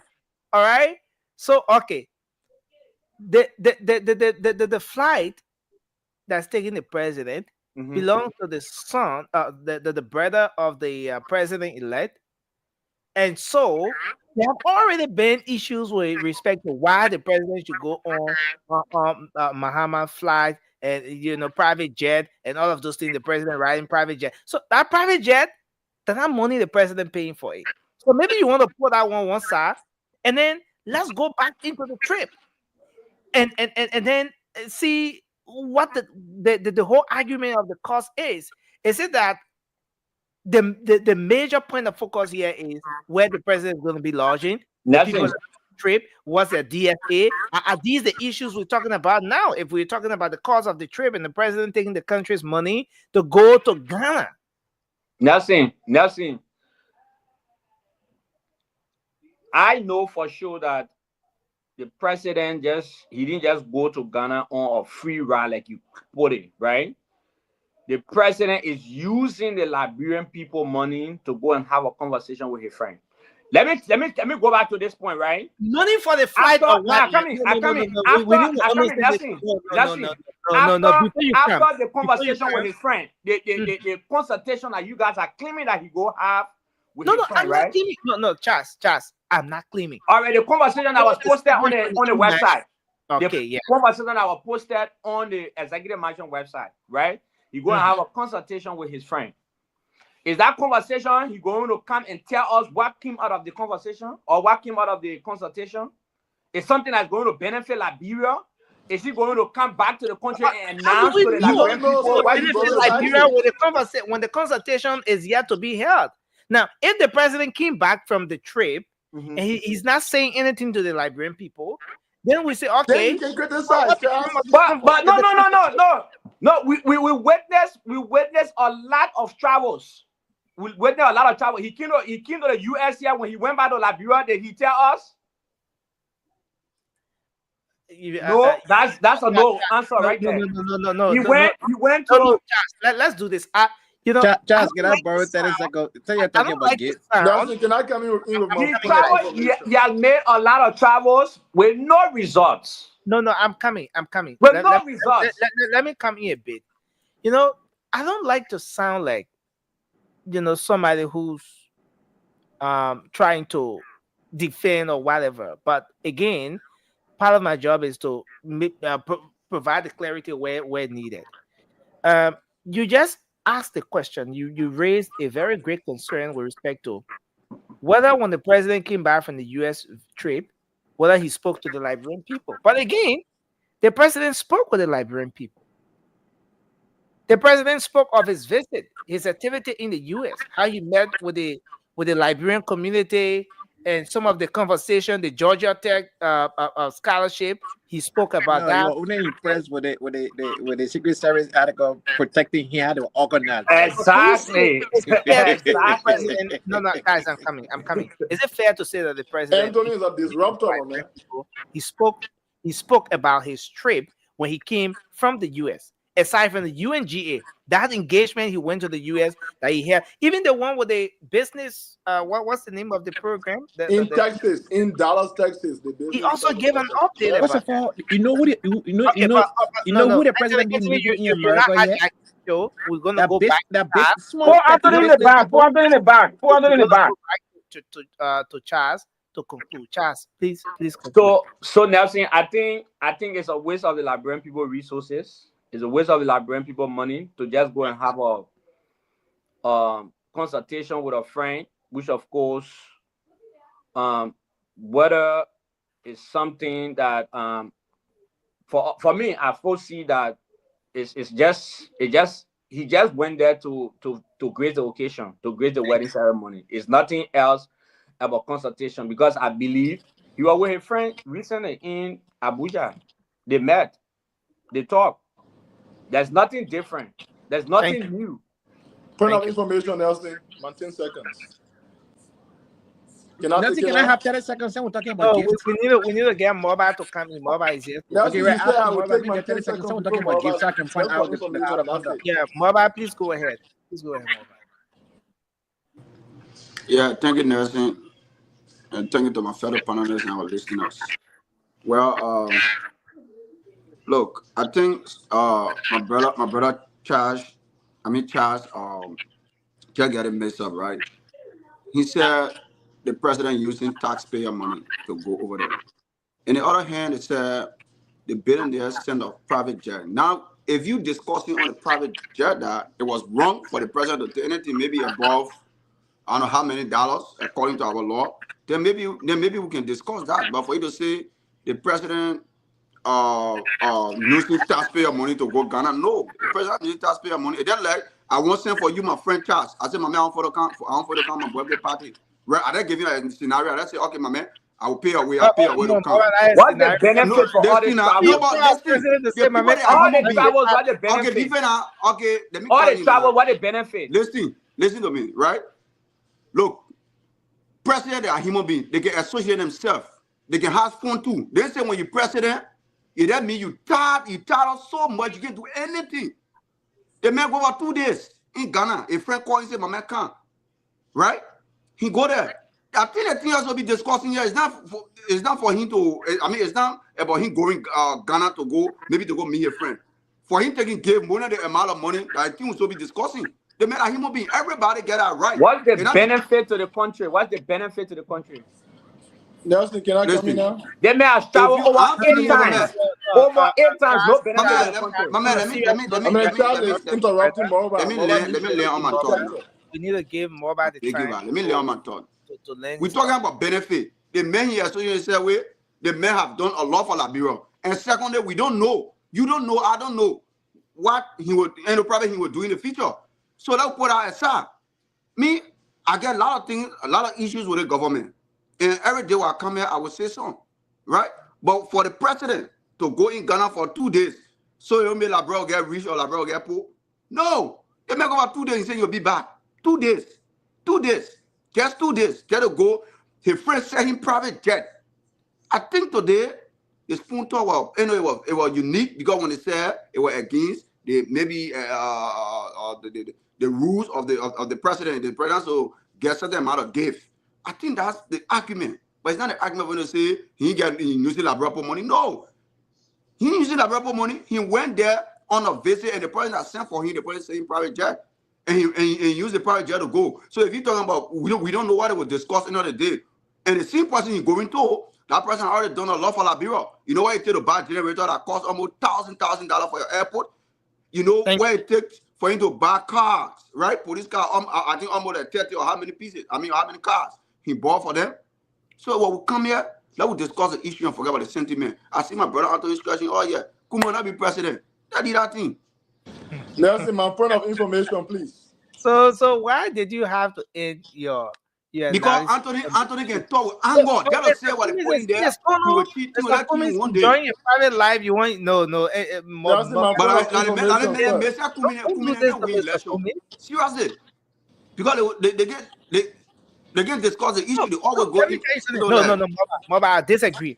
Mr. Cummings has some real strategies with him. Mr. Cummings have chairmanability, for example. Who said, look, if Cummings not win, hell must go to the farm. I will resign my position from the capital. Mr. Cummings has election chairmanability in his corner, and you say he never win election? Coming to Nelson, next president of Nelson, coming to next You know, can I use my 10 seconds, man, chief, please? I mean, Leonard, since Musa Belede won the election, right? He been doing well in your county. I decided not to attack him. I'm going better doing well. But for Kumisa, everybody know Musa fully Kumi. That did that thing. You all know that something that was clear on the internet. Not something that was clear on Harley. We know and we said it. Guys, we have to. Point of information, Nelson, real quick. It was a great show. It was a great Nelson, show. 10 seconds, please. As soon as you mentioned Mr. Cummings, Anthony disappeared from the show. I'm not seeing Anthony anymore. Yeah, they man can feed out with somebody there. They would he just disappeared. I don't know why, but it's been a great show, guys, and I'm hoping we can be here on Monday. So we want to have a round table. So the first round table, I've been engaged by a couple of media colleagues.